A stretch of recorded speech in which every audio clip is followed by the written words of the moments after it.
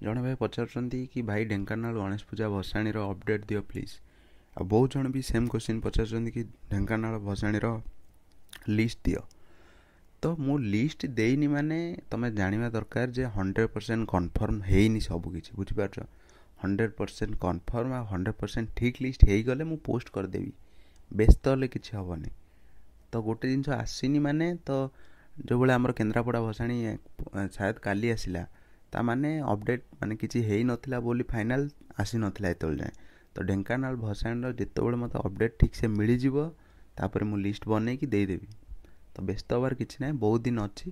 ଆଉ ତୁମର ଲିଷ୍ଟ ଆଗ ଅପଡ଼େଟ୍ ହେଇଯାଉ, ମାନେ ସବୁ ଜିନିଷ ଠିକ୍ଠାକ୍ ହେଇଯାଉ, ତାପରେ ମୁଁ ଦେଇଦେବି, ପୋଷ୍ଟ କରିଦେବି। ତ ଯେଉଁ ଭସାଣୀ ବି ହେଉ, ଯେଉଁ ଭସାଣୀର ଅପଡ଼େଟ୍ ଆସିନି ମାନେ ଲିଷ୍ଟ ଆସିନି, ତାମାନେ ଜାଣିବ ଯେ 100% ଅପଡ଼େଟ୍ ହେଇନି। ଆଉ କିଛି ଭସାଣୀ ପେଣ୍ଡିଂ ବି ଅଛି, ମାନେ ମୁଁ କରିଦେଇଛି, ପୋଷ୍ଟ ହେଇନି। ତ ଧୀରେ ଧୀରେ ପୋଷ୍ଟ ହେଉଛି, ତ ୱେଟ୍ କର, ସବୁ ଜିନିଷ ପୋଷ୍ଟ ହେବ।